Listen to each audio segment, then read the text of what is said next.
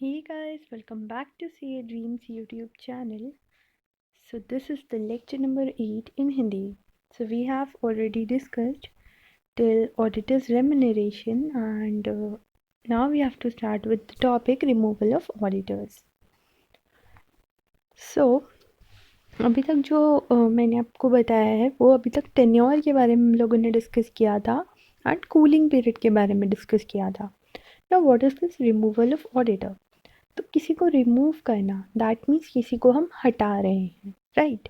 अब ऑडिटर एक बहुत ही ज़्यादा रिस्पेक्टेड पोजीशन है. Like if you are auditor of any company तो आपको बहुत ज़्यादा रिस्पेक्ट से देखा जाएगा, आपकी बहुत ज़्यादा खातिरदारी की जाएगी बिकॉज आप क्या करने गए हो, वहाँ का ऑडिट करने गए हो. तो आपका क्या काम है? आपका काम है ये कि आपको ये पता करना है कि क्या उनके financial statements true and fair view दे रहे हैं या नहीं, कहीं उसमें कुछ ऐसा फ्रॉड तो नहीं है, कहीं कंपनी कोई फ्रॉड तो नहीं कर रही है, ठीक है? लेकिन इमेजिन कीजिए कि आप ही गलत हो, आप ही फ्रॉड कर रहे हो, तो वो कंपनी को उस बारे में अगर पता लगता है तो वो क्या करेगी? वो आपको रिमूव ही तो करेगी. तो हम लोग वही प्रोसेस पढ़ रहे हैं, वही प्रोसेस पढ़ने वाले हैं कि आपका टेन्योर एक्सपायर नहीं हुआ है बट बिकॉज या तो कुछ आपका ऐसा डिसएग्रीमेंट हो गया है कंपनी के साथ में, और या फिर कंपनी को ये पता लगा है कि आप ही गलत हो, ठीक है? तो फिर आपको कैसे रिमूव किया जाएगा? तो according to section number 140 subsection 1, the auditor appointed under section 139 may be removed from his office before expiry of his term only by a special resolution of a company. अब सपोज आप किसी company के auditor हो and आपका कोई पुराना दुश्मन है, ठीक है? वो उस कंपनी का कोई पार्ट है एंड उसका मन कर गया कि ओ ये ऑडिटर बन के आया है, तो वो थोड़े टाइम बाद जब मतलब आपका टेन्योर स्टार्ट हो जाता है तो वो कहता है कि मेरे को इससे पर्सनल प्रॉब्लम है एंड इसलिए मुझे इसको रिमूव करना है. तो क्या ये पॉसिबल है? नहीं. आपको अगर किसी को भी ऑडिटर की पोस्ट से रिमूव करना है या कंपनी को उसके ऑडिटर को रिमूव करना है, ठीक है? तो उसके लिए कंपनी को एक स्पेशल रेजोल्यूशन पास करना होगा. अब स्पेशल रेजोल्यूशन और ऑर्डिनरी रेजोल्यूशन ये आई होप आप लोगों ने लॉ में अच्छे से पढ़ के आए हो. जिसको नहीं पता है, जो ग्रुप 2 पढ़ा है, तो मैं बता दूं कि जो स्पेशल रेजोल्यूशन होता है ना वो ये होता है कि आपकी जो कंपनी है, ठीक है, उसकी 95% या उससे ज़्यादा लोग उस बात से अग्री कर रहे हैं. तो एक तरह से ये होता है कि मेजॉरिटी जो है वो अग्री कर रही है उस बात से, तब वो स्पेशल रेजोल्यूशन पास होता है. अब इसका डिटेल्ड क्या है, जो लॉ वाली लैंग्वेज है वो आप लॉ में ही पढ़ना, ठीक है? मैंने आपको एक हिंट दे दिया. तो the auditor appointed under section number 139 उसको हम रिमूव कर सकते हैं. किससे? सिर्फ हम एक स्पेशल रेजोल्यूशन से कर सकते हैं. अब आप लोग प्लीज़ अपनी जो केस स्टडीज़ हैं वो अपनी आंखें और अपना दिमाग खोल कर पढ़ना. आपका हो सकता है कि प्रोविज़न सही हो, ठीक है, बट उन्होंने ऑर्डिनरी रेजोल्यूशन लिख दिया है, ठीक है? तो अगर वहाँ ऑर्डिनरी रेजोल्यूशन लिख दिया है एंड आपको करेक्ट एंड करेक्ट में भी आता है तो फिर आपको ऑर्डिनरी रेजोल्यूशन को भी स्पेशल रेजोल्यूशन में कन्वर्ट करना होगा, उसके भी मार्क्स होंगे, ठीक है? लाइक करेक्ट एंड करेक्ट जो होते हैं वो 2 मार्क्स का होता है. तो ऐसा भी हो सकता है कि आपको 4 चीज़ें उसमें करेक्ट करनी हो, ऐसा भी हो सकता है कि 2 चीज़ें करेक्ट करनी हो. तो हर एक वर्ड को बहुत ज़्यादा ध्यान से पढ़ना है करेक्ट एंड करेक्ट में, ठीक है ना? अगर मुझे टाइम मिलेगा एट द एंड जब मैं सारे चैप्टर्स करवा दूँगी तो मैं भी करेक्ट एंड करेक्ट की आप लोगों को प्रैक्टिस करवाऊँगी क्वेश्चंस की. बट टिल दैट टाइम अगर मैं नहीं करवा पाऊँगी इन केस, तो दैट इज़ वाई मैं आपको बोल रही हूँ कि आप अभी से प्रैक्टिस स्टार्ट कर दो एंड एक एक वर्ड को बहुत ज़्यादा ध्यान से पढ़ना है, ठीक है? तो ये जो भी मैं आपको बोल रही हूँ ना इसको आप हाईलाइट करते जाओ एंड साइड में नोट भी करते जाओ कि क्या मैं इंपॉर्टेंट बता रही हूँ, सो दैट आपको आसानी रहे उसको याद रखने में. ओके. तो ये जो है ना, ये पूरा का पूरा टॉपिक बहुत ही ज़्यादा मेस्ड अप मैनर में दे रखा है. तो इसलिए अब आप यहाँ क्या करो, यहाँ पे आप एक स्टिकी नोट या तो स्टिक कर लो या फिर अगर आपके पास यहाँ स्पेस है तो अपने पॉइंट्स को नोट करना स्टार्ट कर दो जो मैं बोल रही हूँ वो. बिकॉज अगर आपने ये टॉपिक मेरी तरह से नहीं पढ़ा तो ये आपको समझ नहीं आएगा, ठीक है? So let's get started. अभी तक मैंने आपको क्या बताया कि अगर ऑडिटर को रिमूव करना है उसके टर्म के एक्सपायरी से पहले, तो हमें क्या पास करना होगा, कंपनी को क्या पास करना होगा? स्पेशल रेजोल्यूशन, ठीक है? तो आप वो मतलब सबसे लास्ट वाला point which will be your fourth point, क्या करो आप स्पेशल रेजोल्यूशन लिख दो, ठीक है। Special resolution to be passed by the company, क्या पॉइंट लिखोगे आप? Special resolution to be passed by the company. अब मैं ये क्यों करा रही हूँ ये आप बिल्कुल एंड में समझ आ जाएगा। अब इन्होंने बोला है after obtaining the previous approval of the central government in that behalf as per rule 7 of CAR 2014।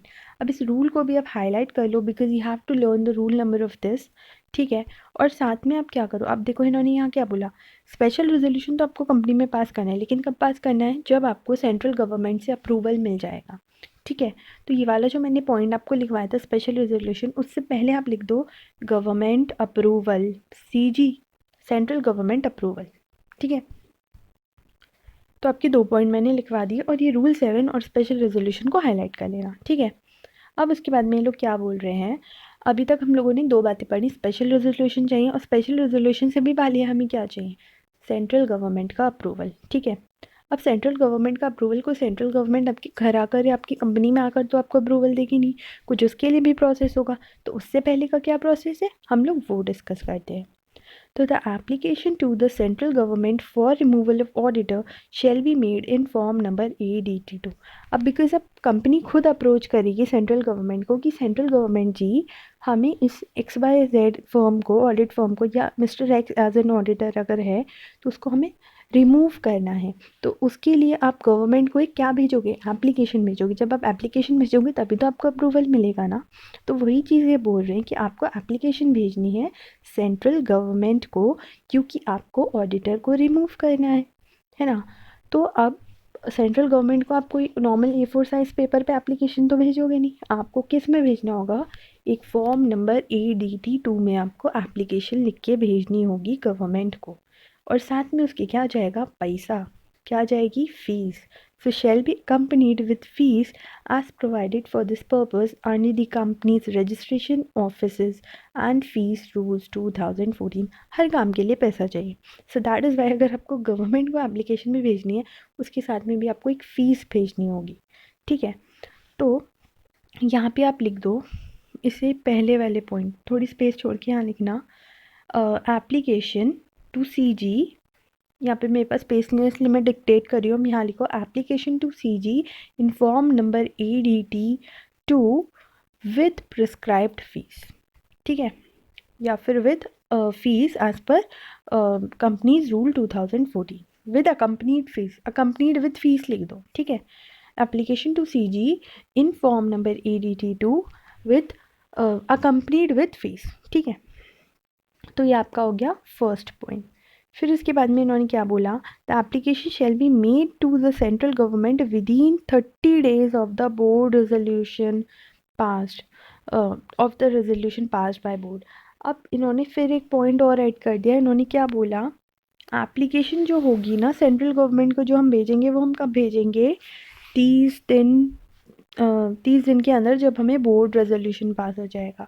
तो यहाँ पे आप लिख दो, इससे भी पहले आप लिख दो बोर्ड रेजोल्यूशन, एंड फिर इसके बाद में आप यहाँ सेकंड पॉइंट लिखो within 30 days of board resolution application to CG in form number ADT2 accompanied with fees. तो यहाँ पे आप लिख दो within 30 days of board resolution, यहाँ पे आपने क्या लिख दिया? Board resolution with regard to removal of auditor, ठीक है। फिर सेकेंड पॉइंट आपका क्या हो गया?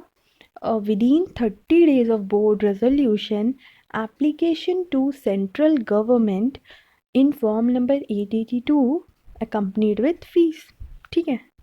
अब इसके बाद में आप देखना आपका थर्ड पॉइंट आएगा, the company shall hold the general meeting within 60 days of receipt of approval of the central government for passing the special resolution। अब ये देखिए वापस से ऊपर वाले टेक्स्ट पे आ गए, इन्होंने क्या बोला कि कंपनी को मीटिंग रखनी होगी। अब स्पेशल रेजोल्यूशन हमने यहाँ बोला था कि स्पेशल रेजोल्यूशन पास करना है, तो उसके बाद में अब आप स्पेशल रेजोल्यूशन के बाद में यहाँ लिख दो जो मैंने आपको यहाँ SR लिखवाया था कि कंपनी को क्या करना होगा? विद इन 60 days, अब इसके बाद आप लिखो within 60 days of SR, with in 60 days of special resolution company shall hold the general meeting, ठीक है। तो the company shell hold the general meeting with in 60 days of receipt of approval for passing the special resolution. Sorry, ये इसके बाद वाला point है। Government से हमें अप्रूवल चाहिए, गवर्नमेंट का अप्रूवल आ गया, अब उसके 60 दिन के अंदर अंदर आपको क्या करना होगा, आपको एसआर पास करना होगा कि हमें इस ऑडिटर को रिमूव करना है। ठीक है, अब किसी को भी अगर कोई भी ऐसा है जिसको ये कुछ भी समझ नहीं आया तो टेंशन की बात नहीं है, बिकॉज मैं अब ये सारा का सारा जो भी मैंने आपको बताया एक बार ये रिपीट करने वाली हूँ। ये थोड़ा सा कॉम्प्लिकेटेड वे में दे रखा है, तो मैं इसको फिर से समझाती हूँ आपको। ठीक है, सी, इन्होंने फर्स्ट पॉइंट तो ये जो मैंने लिखवाया है ना, इसी के अकॉर्डिंग बता देती हूँ, जिसने नहीं लिखा है वो लिख लेना। सबसे पहला पॉइंट जो है वो है कि बोर्ड रेजोल्यूशन पास होता है। ठीक है, एक स्टोरी की तरह समझो। सबसे पहले क्या होता है, एक बोर्ड रेजोल्यूशन पास होता है।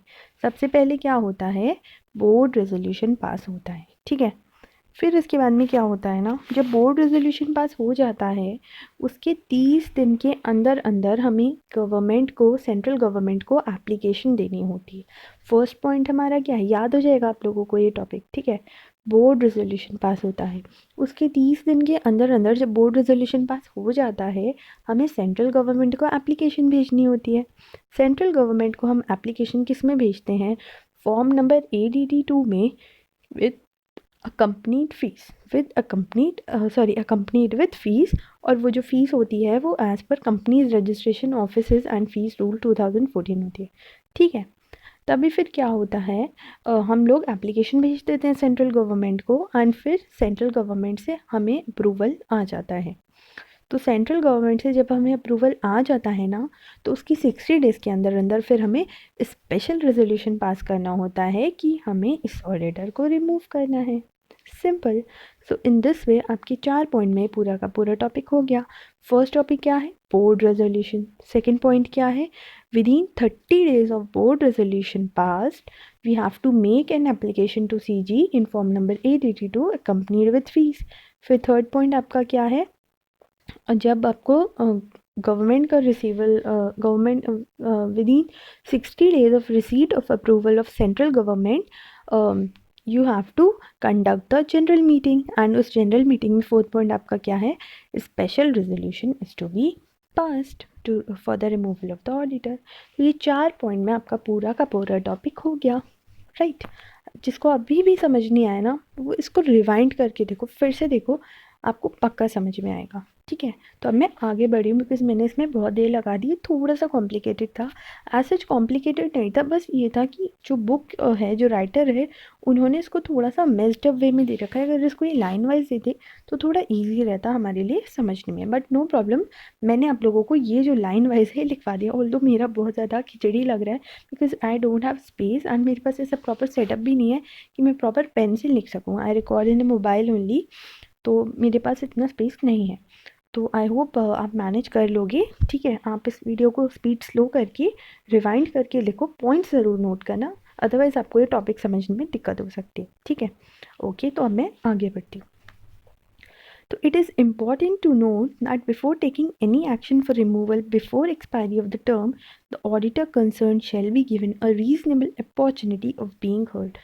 अब because हम लोगों ने ये पहले ही डिस्कस किया था कि भैया ऑडिटर है, CA ही होता है एक ऑडिटर जनरली, तो वो कोई ऐरा गैरा व्यक्ति तो है नहीं कि आप उसको ऐसे धक्के मार के निकाल दोगे, है ना। आपको ये सारी की सारी प्रोसीडिंग्स करने से पहले उसकी भी बात सुननी होती है, उसके साथ डिस्कशन करना होता है, and still if you feel that there is an disagreement, तभी फिर आप ये आगे का प्रोसेस करते हो। तो उन्होंने बोला है कि कोई भी एक्शन लेने से पहले ऑडिटर को एक रीज़नेबल अपॉर्चुनिटी मिलनी चाहिए कि उसको अपनी बात कहने का चांस मिल पाए। ठीक है, तो ये चीज़ उन्होंने दी है।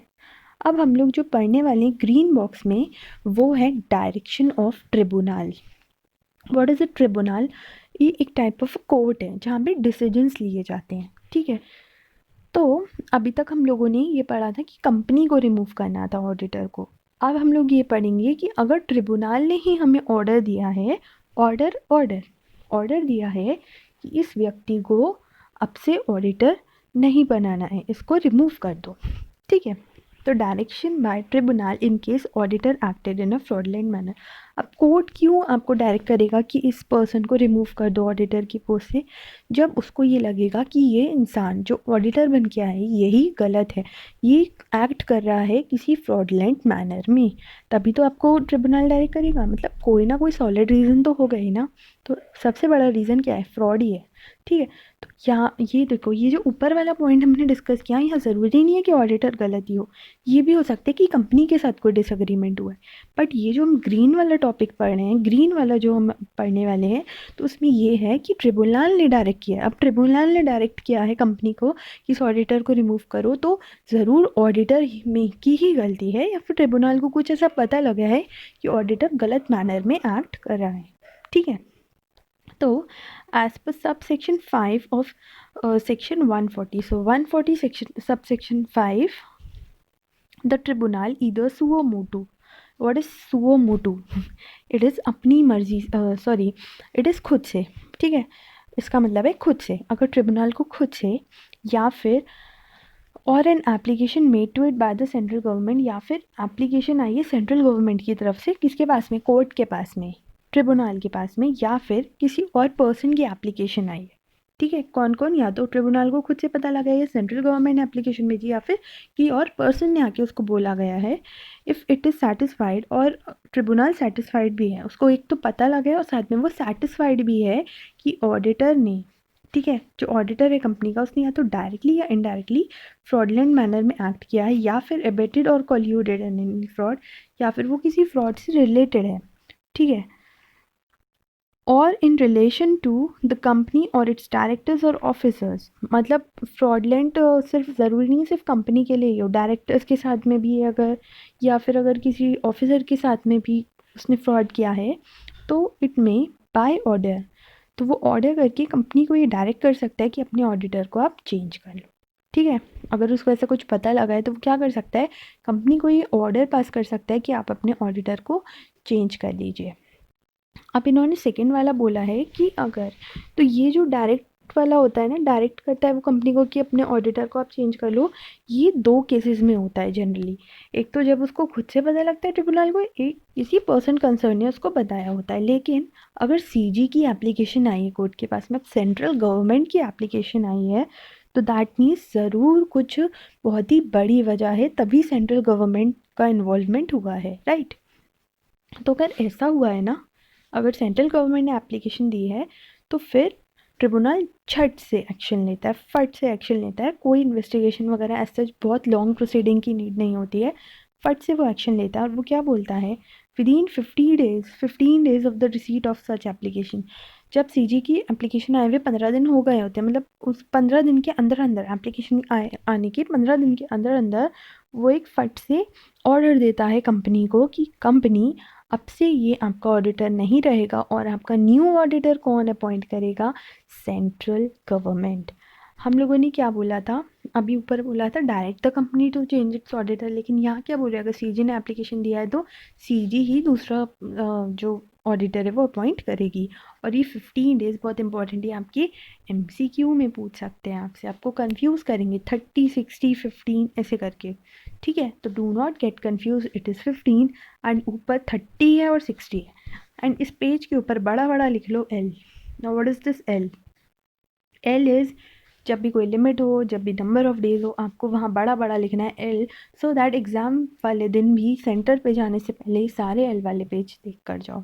ठीक है, ओके, तो अब हम लोग आगे बढ़ते हैं। So it may be noted that an auditor whether individual or firm against whom final order has been passed by the tribunal under this section shall not be eligible to be appointed as an auditor of any company।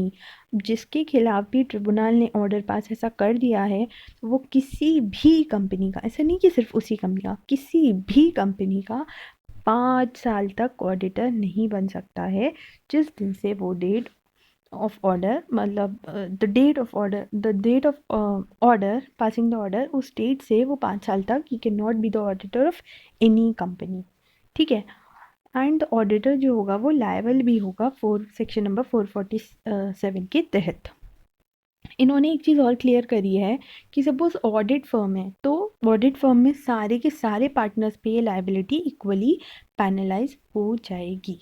ठीक है, तो इन्होंने यही चीज़ यहाँ पे clarify की है। Liability shall be of firm and that of every partner और पार्टनर्स, मतलब ऐसा नहीं है कि अगर ऑडिट फर्म ABCD है और इसमें A और B तो सही है लेकिन C और D ने फ्रॉड किया है तो सिर्फ C और D ही पे ही ये लाइबिलिटी होगी। No, ABCD and ABCD audit firm सबके ऊपर ये लाइबिलिटी जो है वो अप्लाई हो जाएगी। ठीक है, as you would notice, the provisions of removal of auditor before expiry of his term are also meant to safeguard auditor's independence by imposing strict actions like prior approval of central government। इन्होंने ये बोला है कि जिससे मतलब auditor की independence जो है वो सिक्योर हो, तो उसके लिए इन्होंने क्या बोला है, इन्होंने कई सारे और भी प्रोविजंस बनाए, लाइक आपको सेंट्रल गवर्नमेंट से प्रायर अप्रूवल चाहिए इस टाइप से। ठीक है, तो ये इंडिपेंडेंस को सेफगार्ड करने के लिए ही क्या है, जिससे कोई भी ऑडिटर को डोमिनेट ना कर पाए। Okay, so now moving on to another topic and this is your appointment of auditor other than retiring auditor. अब हम लोगों ने क्या करा, रिटायरिंग ऑडिटर के अलावा हम ऑडिटर को अपॉइंट कर रहे हैं। ठीक है, तो रिटायरिंग ऑडिटर कौन सा, ये वाला जिसको हमने हटाया है, जिसको हमने हटाया है उसकी जगह हम क्या ला रहे हैं, दूसरा ऑडिटर हम ला रहे हैं, तो उस चीज़ की यहाँ बात हो रही है। तो इन्होंने बोला है special notice shall be required for a resolution at an AGM appointing as auditor a person other than retiring auditor और प्रोवाइडिंग एक्सप्रेसली कि जो रिटायरिंग ऑडिटर है ना इसको हम रीअपॉइंट नहीं करेंगे। तो उन्होंने ये बोला है कि जिस ऑडिटर को हम रिमूव करने वाले हैं उसके लिए हमें दूसरा ऑडिटर लाना है उसकी जगह के लिए, तो एक स्पेशल नोटिस आपको भेजना होगा सारे के सारे मेंबर्स के पास में। एंड वो स्पेशल नोटिस क्यों चाहिए, क्योंकि एक रेजोल्यूशन पास करना है कि किसको हम ऑडिटर बनाएं, कौन बनेगा ऑडिटर। ठीक है, लेकिन इन्होंने ये बोला है कि ये चीज़ आपको ये मेंशन करनी होगी कि जो रिटायरिंग ऑडिटर है वो रीअपॉइंट नहीं होगा, वो रीअपॉइंट नहीं होगा except where the retiring auditor has completed a consecutive tenure of 5 years और 10 years। मतलब ये कि अगर उसका टेन्योर ही एक्सपायर हो गया तो वो तो टेन्योर के अकॉर्डिंग ही फिर रिटायर हो रहा है ना, तो वो चीज़ तो अलग ही हो गई। तो अगर ऐसा कुछ होगा कि उसने 5 साल या फिर ऑडिट फर्म है और उसने अपने 2 टेन्योर पूरे कर लिए हैं 5-5 साल के, तो फिर उस केस में हमें ये चीज़ मेंशन करने की ज़रूरत नहीं है। लेकिन अगर उसका टेन्योर एक्सपायर नहीं हुआ है और इससे पहले ही हम उसको रिमूव कर रहे हैं तो ये चीज़ हमें मेंशन करनी होगी स्पेशल नोटिस में कि ये जो रिटायरिंग ऑडिटर है इसको हम रीअपॉइंट नहीं करेंगे। ठीक है, now on receipt of notice of such a resolution the company shall forthwith send a copy thereof to the retiring auditor। अब क्या होगा, जब उनका मतलब नोटिस भेज दिया गया है एंड रेजोल्यूशन पास हो गया है तो कंपनी क्या करेगी, एक नोटिस भेजेगी, उसकी मतलब नोटिस की कॉपी भेजेगी किसको, रिटायरिंग ऑडिटर को, क्योंकि उसको हमें बताना है ना कि हम इसको रिमूव करने वाले हैं, so that is why. Now, where notice is given of such a resolution and the retiring auditor makes with respect thereto representation in writing to the company।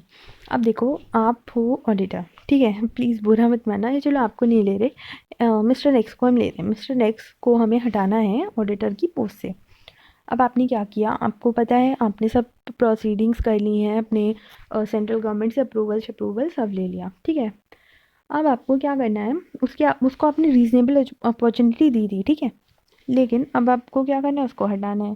सबसे पहले आप क्या करोगे, स्पेशल नोटिस पास करोगे, एक रेजोल्यूशन पास करोगे कि भैया हम किसको अब ऑडिटर बनाने वाले हैं इसकी जगह पे। ठीक है, फिर इसके बाद में उस स्पेशल नोटिस का जब आपको नोटिस मिल जाएगा, रेजोल्यूशन पास हो जाएगा, फिर आप क्या करोगे, आप उस रिटायरिंग ऑडिटर को उसकी कॉपी भेज दोगे। ठीक है, अब उसके बाद में जब आपके पास में सॉरी मिस्टर एक्स के पास में वो नोटिस की कॉपी आ जाएगी तो वो क्या करेगा, जब उसको रिसीट हो जाता है when the notice of such a resolution and the retiring auditor makes with respect thereto representation in writing to the company. अब मिस्टर एक्स आपको कुछ लिख के दे रहा है, रिप्रेजेंटेशन लिख के दे रहा है कंपनी में, लेकिन वो रीजनेबल लेंथ की होनी चाहिए, यानी कि कहानी लिख दो। ठीक है, and request its notification to members of the company, the company shall, unless the representation is received by too late for it to do so, in any notice of resolution given to the member state the fact of representation having made and send a copy of representation to every member to whom notice of the meeting is sent। देखो इसको मैं धीरे धीरे पढ़ रही हूँ। इन्होंने ये बोला कि जब ऑडिटर को वो नोटिस की मिलता है एंड वो क्या करता है कि रिप्रेजेंटेशन देता है कंपनी को राइटिंग में, लेकिन वो रीजनेबल लेंथ की ही होनी चाहिए। तो और वो ये रिक्वेस्ट करता है its notification to members of the company shall, मतलब वो ये रिक्वेस्ट करता है कि मेरी रिप्रेजेंटेशन को ये सारे मेंबर्स को आप दिखाओ, ठीक है।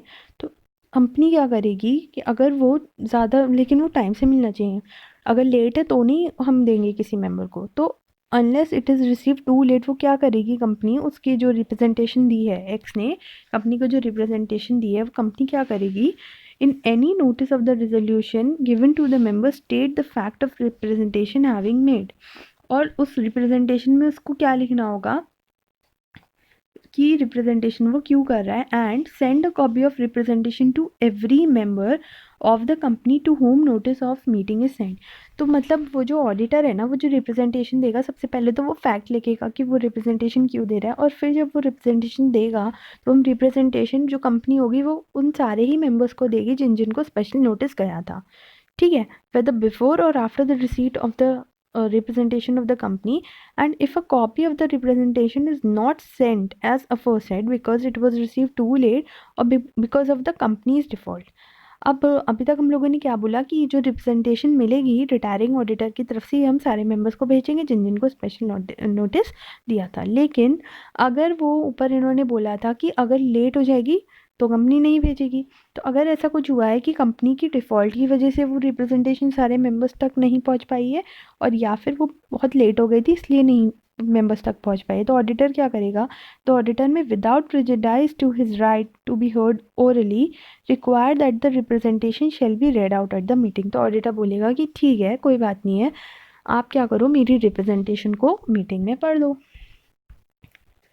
तो students may note that if a copy of representation is not sent as aforesaid, a copy thereof shall be filed with the registrar. तो उन्होंने बोला है कि अगर वो सेंड नहीं हुई है तो उसको हम रजिस्ट्रार के पास में रखेंगे।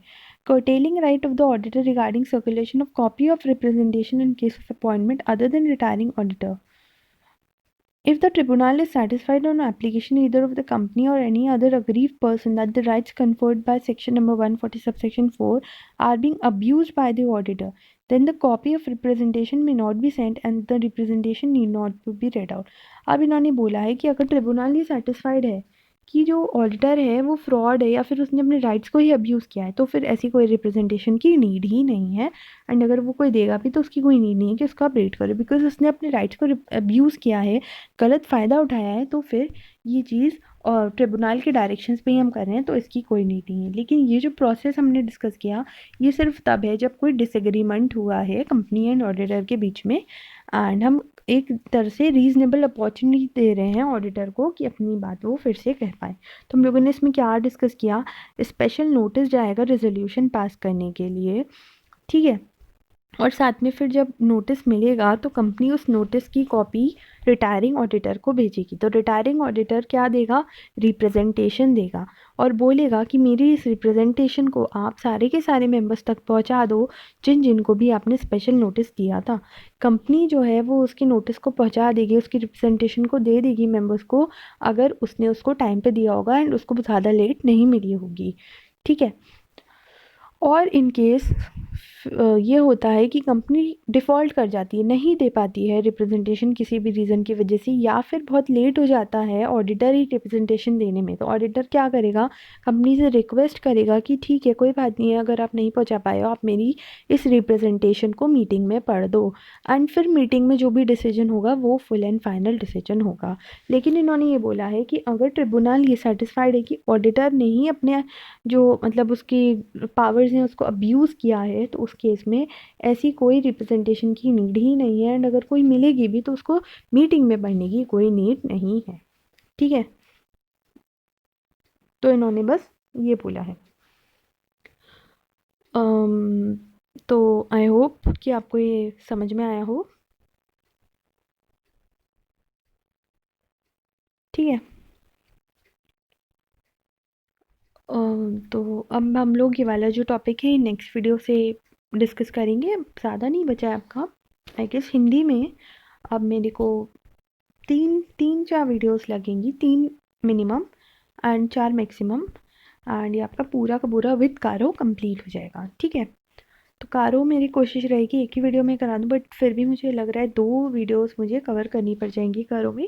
एंड कारो के लिए बहुत ज़्यादा कन्फ्यूजन है, तो पहले तो मैं क्लैरिफिकेशन वीडियो लेकर आऊँगी जो भी चेंजेस हुए हैं मई 2021 अटैम्प्ट के लिए।